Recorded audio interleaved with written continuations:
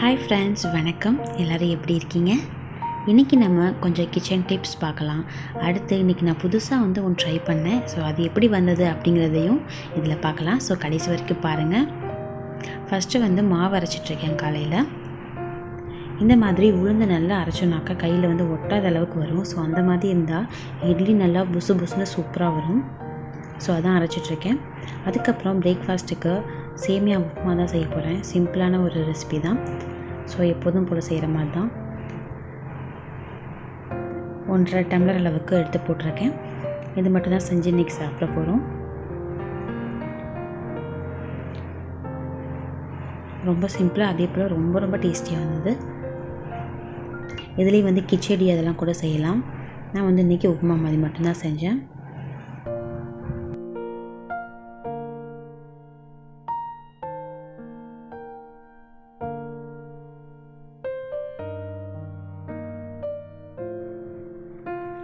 நல்லா சேமியா உப்புமா ஒன்றோட ஒன்று ஒட்டாமல் நல்லா பொல்லன்னு சூப்பராக வந்திருந்தது.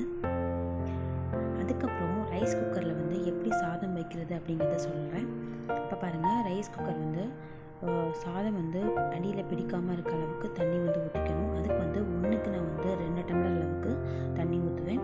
அதோடு பார்த்திங்கன்னா கொஞ்சமாக லெமன் பிழிஞ்சு விட்டோம் அப்படின்னா சாதம் அப்படியே பொலன்னு அப்படியே சாஃப்டாக பூ மாதிரி இருக்கும் சாப்பிட்றதுக்கு.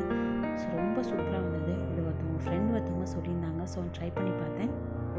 ரொம்ப சூப்பராக வந்திருந்தது. நீங்கள் பாருங்கள், அப்படியே சாதம் சாப்பிட்றதுக்கும் சரி, அப்படியே சாஃப்டாக ரொம்ப ரொம்ப சூப்பராக இருந்தது. அந்த ஒரு லெமன் புளிஞ்ச வாடையே வரல. ரொம்ப சூப்பராக இருந்தது. ஸோ இது மாதிரி ட்ரை பண்ணி பாருங்கள். ரைஸ் குக்கரில் செய்யும்போது ட்ரை பண்ணி பாருங்கள் கண்டிப்பாக. அதே போல் இன்றைக்கி சிம்பிளான ஒரு சாம்பார் தான். முருங்கைக்காயும் மாங்காயும் போட்டு சாம்பார் வச்சுருந்தேன். அதோட வாழைக்காய் வறுவல் வறுத்திருந்தேன். அப்புறம் நான் புதுசாக ஒன்று செஞ்சேன்னு சொன்னேன்ல, அது இதுதான். ஈவினிங் ஃப்ரெண்ட் வந்திருந்தாங்க. ஸோ அவங்களுக்காக நான் மில்க் ஷேக் செய்யலாம் அப்படின்னு சொல்லிட்டு ட்ரை பண்ணேன். ஸோ இதுதான் ஃபஸ்ட் டைம் செஞ்சது. அதே போல் பார்த்தீங்கன்னாக்கா எனக்கு சும்மாவே மில்க் ஷேக்லாம் பிடிக்காது. ஆனால் இன்றைக்கி ட்ரை பண்ணி பார்க்கலான்னு சொல்லிட்டு செஞ்சேன். நான் 2 செவ்வாழை இருக்குல்ல, அது எடுத்து தான் செஞ்சேன்.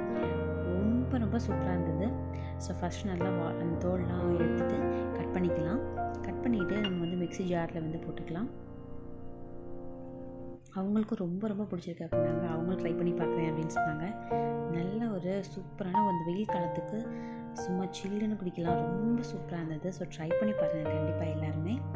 நான் ஒரு 4 பேருக்கு 2 பழம் எடுத்திருக்கேன். செவ்வாழை பழம் நல்லா பழுத்த பழம் தான்.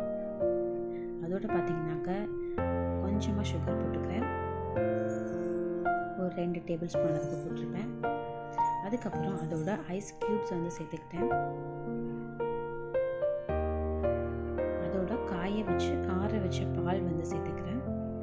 சேர்த்துட்டு இதை நல்லா அரைச்சிக்கலாம்.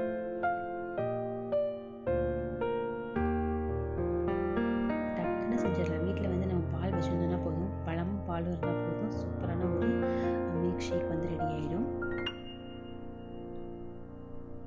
இப்போ பாருங்கள், சூப்பரான மில்க் ஷேக் ரெடி ஆகிடுச்சு. செம்ம டேஸ்ட்டாக இருந்தது. ரொம்ப ரொம்ப பிடிச்சிருந்தது. எங்கள் பாப்பா எல்லாருமே பிடிச்சா. எனக்கும் ரொம்ப பிடிச்சிருந்தது. இனிமேல் இதை அடிக்கடி செய்வேன் போல். ஸோ நீங்களும் கண்டிப்பாக ட்ரை பண்ணி பாருங்கள். நல்லா ஸ்டொமக் ஃபீலிங்காகவும் இருக்கும். நல்ல ஒரு ஹெல்த்தியான ஒரு ஷேக்கும் கூட. ஸோ கண்டிப்பாக செஞ்சு பாருங்கள். அப்புறம் ஐஸ் க்யூப்ஸ்லாம் போட்டு நல்லா சில்லுன்னு சூப்பராக இருந்தது. ஸோ வெயிலுக்கான ஒரு சம்மருக்கு சூப்பரான ஒரு ட்ரிங்க் தான் இது. அதுக்கப்புறம் பார்த்திங்கனாக்கா இதில் லாஸ்ட்டாக சாக்லேட் சிரப் கொஞ்சம் ஊற்றிக்கிட்டேன்.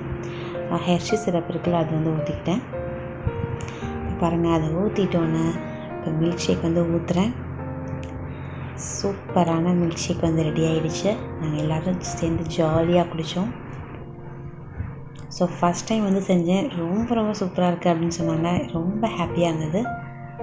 ஸோ நீங்களும் ட்ரை பண்ணி பாருங்கள். ட்ரை பண்ணிவிட்டு எப்படி இருந்தது அப்படிங்கிறத மறக்காமல் சொல்லுங்கள்.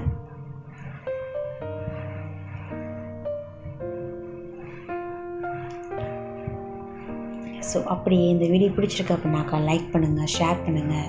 மறக்காமல் என்னோடய சேனலை சப்ஸ்கிரைப் பண்ணிக்கோங்க. அதே போல் அடுத்த இன்ட்ரெஸ்டிங்கான ஒரு வீடியோவில் சந்திக்கிறேன்.